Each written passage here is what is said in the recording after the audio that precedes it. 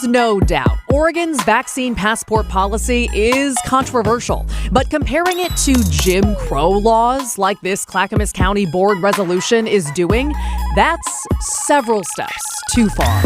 And while the state's COVID cases are dropping as a whole, the pandemic is still not over. Case in point, a hospital in Bend that's overwhelmed with patients. We are not out of the woods. And on this Memorial Day, a look back at the life of a Portland woman who broke historic barriers in the U.S. military before giving her life for her country. You know, Hazel flew at a time when the Chinese Exclusion Act was in full effect. And in a lot of people's eyes, Chinese weren't American. And despite that fact, she still died in service for this country. Here's the story. Good evening, everyone. On this Memorial Day, I'm Maggie Vespa. Dan is off this week, and nevertheless, though, this remains the story here on KGW, the show where your feedback, your questions, your comments, it all drives our content. And all the ways to contact us are, per usual, at the bottom of your screen, even on a holiday. You can email the story at kgw.com. You can reach out on social media. Please do. And as always, use that hashtag, HeyDan. All right, let's get right to our big story on this Monday. It is one of our favorite topics as of late, vaccine passports. And I want to start with this great headline that I spotted over the weekend from the AV Club. I seriously sent it straight to my producer. I said, we have to use this. It reads, fully vaccinated people and also just liars can now go mask-free at theaters. It's beautiful. Some of the biggest theater chains in the country, the point of this is, are now letting people take off their masks inside if they are fully vaccinated. But they haven't said anything about checking for proof of vaccination. So this means they're using the honor system, which is what a lot of states are also doing for their mask policies, but not Oregon. We reported last week that we are the only state in the country where businesses have to check a person's vaccination status in order to let them go maskless indoors. And the policy isn't exactly popular. According to Willamette Week, 10 national business associations signed a letter to the Biden administration calling Oregon's vaccine check requirement, quote, alarming. On top of that, a conservative group is threatening to sue Governor Kate Brown if she doesn't drop this policy. And at the same time, some local governments are trying to take matters into their own hands. And case in point, earlier this month in Yamhill County, the Board of Commissioners chair pushed for a so-called vaccine passport sanctuary, which would basically prohibit anyone in the county from asking anyone else about their vaccine status. And the board, in fact, passed a modified version last week. Well, now fast forward. Clackamas County is talking about a vaccine passport ban of their own. And one of our viewers, who wants to remain anonymous, but again, your content drives this show, they pointed out to us that the Board of Commissioners has it on the agenda for tomorrow's meeting. So let's take a closer look at this draft resolution. So first off, we're not entirely sure how original the language is. Seems like a lot of copying and pasting here because there are two references to the rights of, quote, Yamhill County residents instead of Clackamas County residents. But again, this is a draft resolution. Sometimes these things happen, so I'm sure that will get edited for the final version. The next part is much less frivolous. A big chunk of this resolution compares vaccine passports to Jim Crow laws, as in the laws that enforced legal segregation in the U.S. before the civil rights movement. In fact, here's a line from the resolution, quote, COVID-19 vaccine passports and segregation and discrimination based on an individual's COVID-19 vaccination status create the conditions of a new Jim Crow 2.0. Apparently, this language was also in Yamhill County's initial resolution. So, like I said, not very original at this point. Now, we did reach out to the board to ask how each and every commissioner feels about the Jim Crow language. If you're watching, please email us back. And we also asked if they support the resolution as a whole. We haven't heard back, but it is a holiday. And tomorrow morning, the board will be discussing this at their meeting, so we should get some more answers then. But I do want to point out, you might remember recently, the Clackamas County Board has had a pretty big image problem. Again, you might remember last November, Chair Tootie Smith, she is back. She declared that she was going to invite, quote, as many friends and family as she could find to Thanksgiving after Governor Brown asked people to limit their gatherings because of the pandemic. Then she went on Fox News. And she said, we have been browbeat over the head with wearing masks in public, which I do, by the way, with social distancing, to stay home if you're sick, be clean. I think our people have the intelligence, the education, and the independence to make their own decisions. We are adults. We do not need to be treated as second-rate slaves in our own homes. Second-rate slaves. That made a lot of news at the time. Then in January, a constituent in Clackamas County dug up a bunch of, quite frankly, racist and Islamophobic Facebook posts from newly sworn-in Commissioner Mark Scholl. Scholl apologized, but a bunch of people called on him to resign, including eventually the entire Board of Commissioners, all of his fellow commissioners. But he refused to leave, and he's still on that board today. So as for the board's proposed vaccine passport ban, again, we'll be sure to bring you an update tomorrow after the board meeting. And we have the proposed resolution on our Twitter feed right now. You can read the document for yourself. But I want to end this with a note from our team here at The Story. If anyone on the Clackamas County Board of Commissioners, or frankly Yamhill County for that matter, it was part of the original resolution, wants to let us know, reach out and let us know why they felt calling the vaccine passport policy Jim Crow 2.0 was remotely appropriate, please do that, because let's be clear, at its worst, the vaccine passport policy, if you're unvaccinated, forces you to go into a business with a piece of fabric over your face, a piece of fabric designed to keep you and other people safe. On the flip side, here's a list of businesses, government buildings, settings, and so on that were actually legally segregated by Jim Crow laws. Jim Crow 1.0, apparently.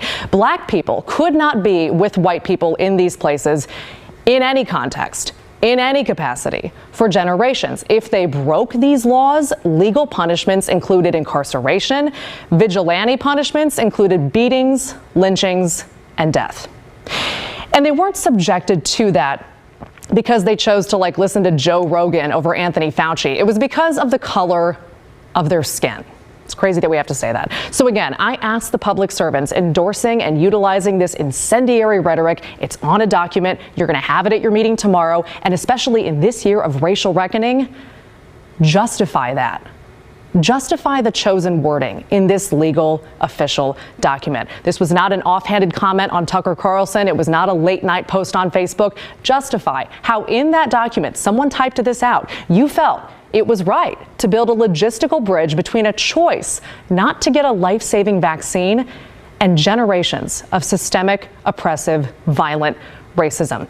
I cannot for the life of me fathom how you will, but I can tell you one thing. After Tootie's second-rate slaves comment and Mark's racist rantings on social media, your constituents, the people who can hire you and fire you, they deserve to hear you try. And that said, you can bet we will be watching tomorrow. All right, so all that said, let's stick with the whole vaccine theme, shall we? And let's count some vaccines now here in Oregon. More than 2.3 million Oregonians have gotten at least their first dose at this point, and that puts us at almost 66% of the state's adult population. Okay, over to Washington now. More than 4.3 million people have gotten at least their first dose. Look at that number. Over 69% of the state's adult population. You're so close. Both states are waiting to hit 70% before they fully reopen. That's the metric. But again, we are not even close to being out of the woods entirely in this pandemic. And case in point, a sudden deadly spike in COVID cases and hospitalizations in Bend. And I talked to our reporter Galen Etlin about this earlier. All right, Galen Etlin joining me now. So again, we're talking about the St. Charles Medical Center in Bend. And Galen, can you just kind of break down when did this sudden spike in COVID cases hit and how bad is this?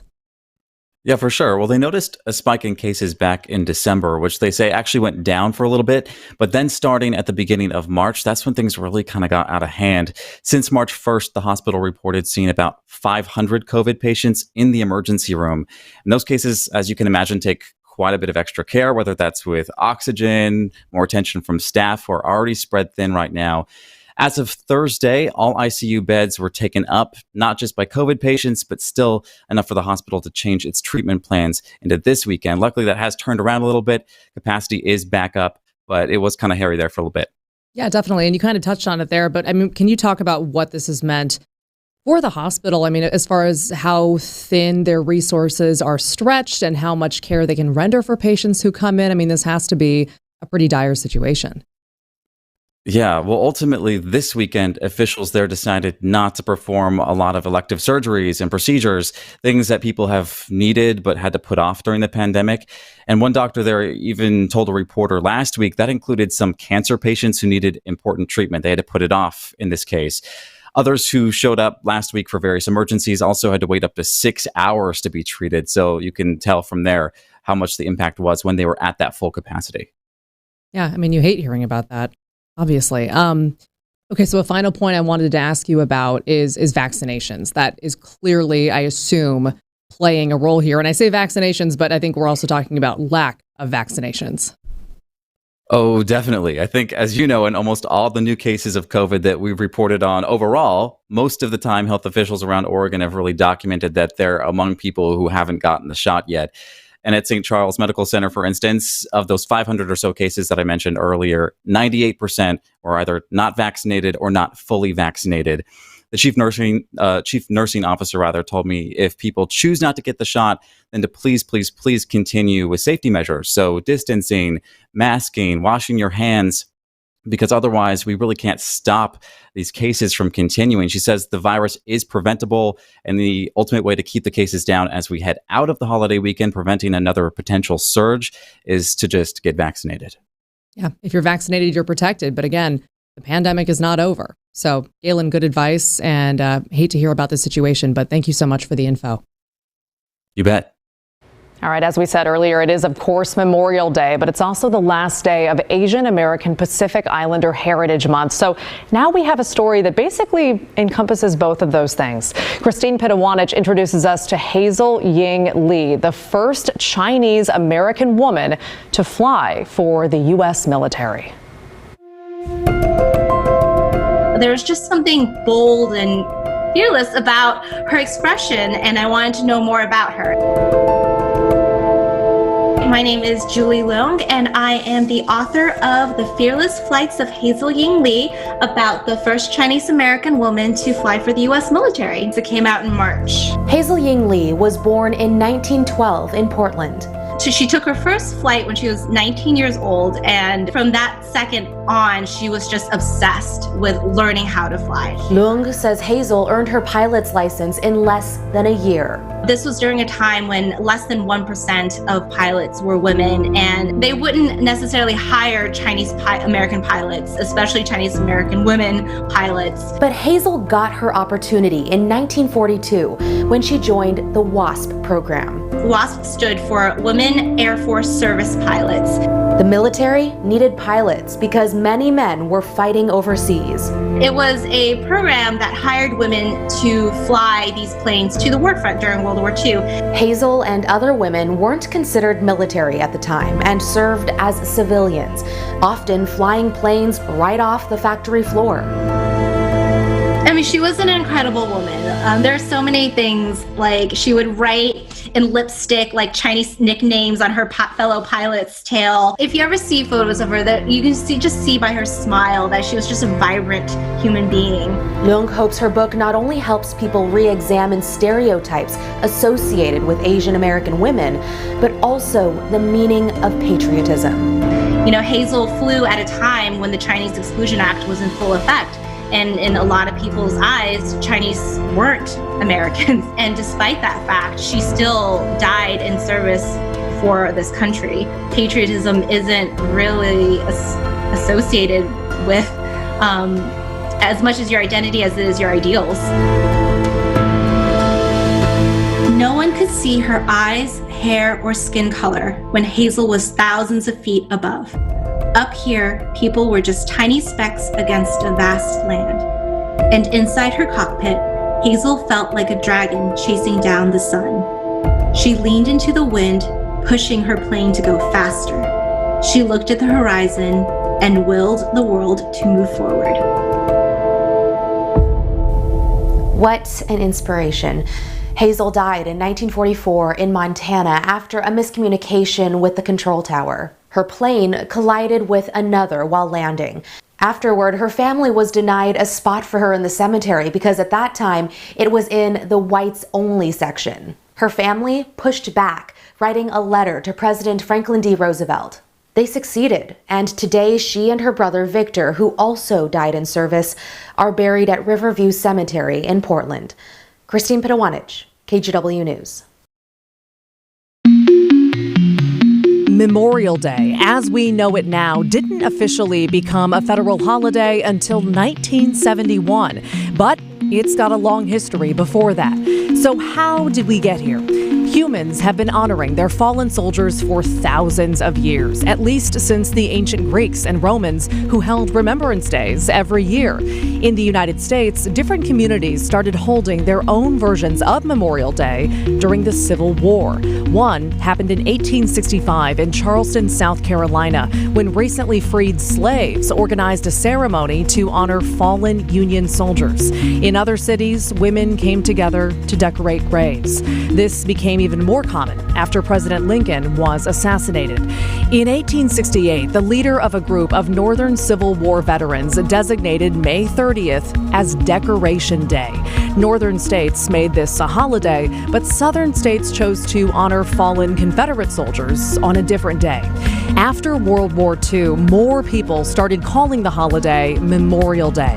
In 1868, Congress decided to make it a federal holiday on the last Monday in May to create a 3-day weekend. That took effect in 1971. So what's the difference between Memorial Day and Veterans Day? Simply put, Memorial Day honors soldiers who have died in battle, while Veterans Day honors those who are still living. Veterans Day on November 11th coincides with the end of World War I. On that date, the UK and other Commonwealth countries hold Remembrance Day, which is more like Memorial Day here in the US. And that's how we got here.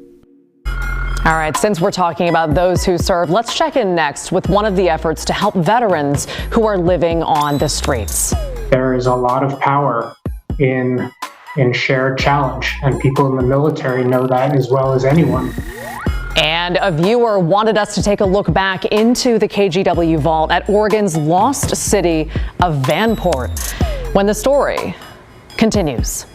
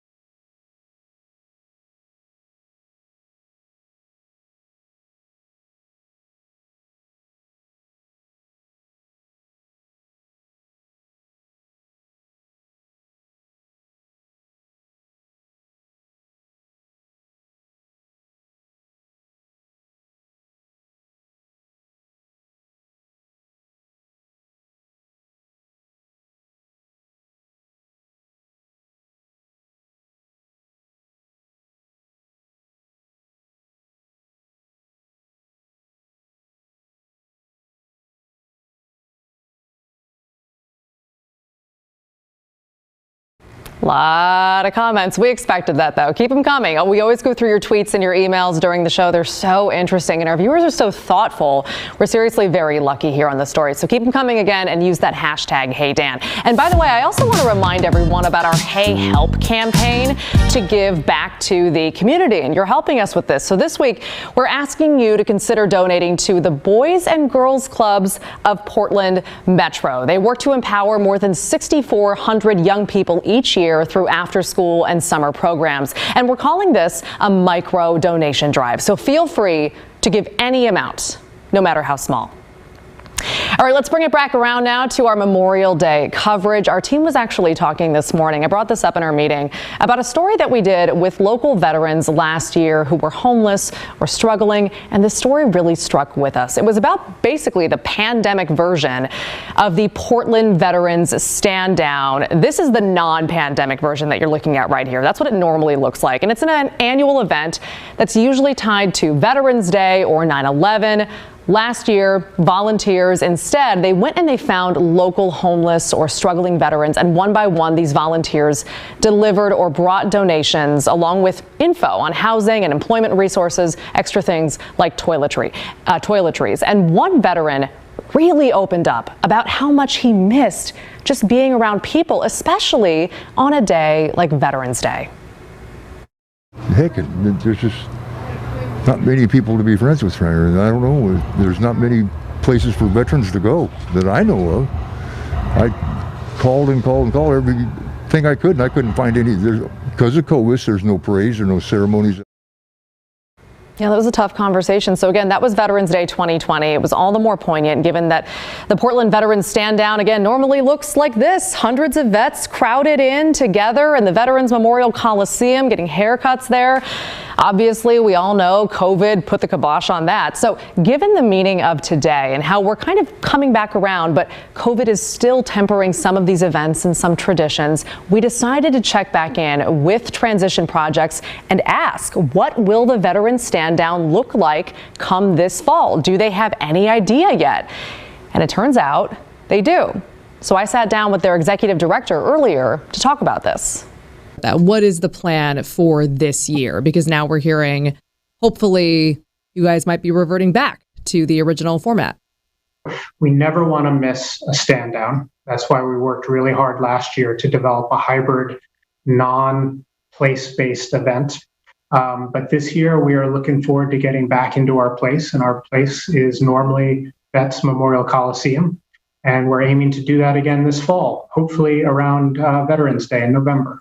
I mean, the power of a stand down is the fact that it provides an opportunity for connection and engagement and solidarity. And so we're going to do everything we can to make sure that we put together a safe event, but also a really engaging event to make sure that veterans feel seen and feel heard and be able to engage with fellow vets. There is a lot of power in shared challenge, and people in the military know that as well as anyone. But that also applies to challenges after their military service, particularly amongst vets who have fallen on hard times. And having that camaraderie is a huge part of what a stand down is all about. And that's why we're going to make sure we can do this in person this fall. So as you heard George Devendorf say, they're aiming to hold the Portland Veterans Stand Down in conjunction with Veterans Day this fall. They say they're pretty much positive it's going to be in person. They just have to finalize the date and some details soon. That'll possibly come as soon as this week. In the meantime, you can help donate to that event or sign up to volunteer when it happens. They need hundreds of volunteers. All that info is on the Transition Projects website, and we've got a link on our social media pages right now. So go check it out. All right, let's go to the viewer comment bag now. We got this email from Pat over the weekend. Quote, have you done a story, he wrote, on the African Americans who lived in Vanport and worked in the shipyards? Where did they all go? So Pat, perfect timing. Yesterday was actually the 73rd anniversary of the Vanport flood. And for those not familiar with the history of what used to be Oregon's second largest city, let's take a trip into the KGW vault for this story that Dan put together last year. The city of Vanport was built during World War II in North Portland, right where Delta Park is today. At the time, it was the second largest city in Oregon and the largest federal housing project in the country, home to more than 40,000 people. About 40% of the population was black. Most people worked in the Kaiser shipyards for the war effort, but a lot of them left town when the war ended. By 1948, the population had essentially been cut in half, and that is when disaster struck. On Memorial Day, the Columbia River breached the railroad levee, spilling into Vanport and destroying the city. At least 17 people died. It was the worst weather disaster in the United States in 1948. And so it had national and international news. President Truman came and he said we should rebuild it. However, the city fathers at that time did not want it rebuilt. They wanted Vanport essentially gone and erased, which is part of the reason that so few people know about Vanport today. But the city left a legacy behind, helping integrate Portland and Oregon, a state that not long before had very few black people due to its black exclusion laws. These were strangers, 40,000 strangers who created a community. And when that community was disrupted, they brought that community feeling right into Portland and changed it from extremely conservative to what we have now. The issues of home, displacement, and community that Vanport really helps us dig into are still clearly issues that the whole country and the city of Portland are facing. I mean, the city of Vanport was built because there was not enough housing.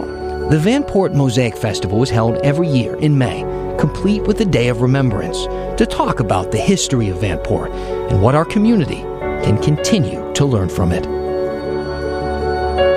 And our thanks to Pat for sending in that suggestion. We love diving into the KGW Vault, especially for important stories like this. All right, guys, we have a ton of comments and questions and suggestions. I'm reading through them now, and we're going to read a couple when we come back and finish the story next.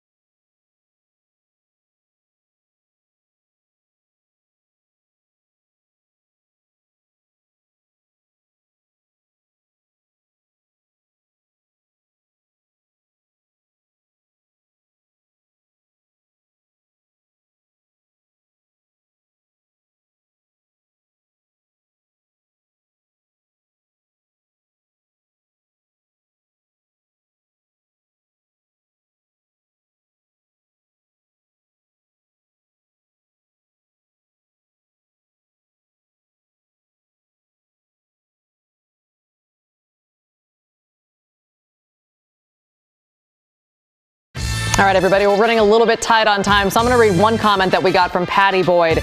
She wrote, we are residents of Clackamas County and yet again are appalled and embarrassed by the Jim Crow and slavery references. And then she wrote, to the board, we vote always. We're getting a lot of feedback and a lot of takes on the segment that we did and on the resolution itself. But again, that resolution in its draft form, it can still be edited, is on our Twitter feeds right now if you want to check it out. Thank you so much for writing in and for watching this story. We appreciate that on this Monday, on this Veterans Day. And thank you so much to all who have served very much. Guys, this news at 6:30 is coming up next. Have a good night.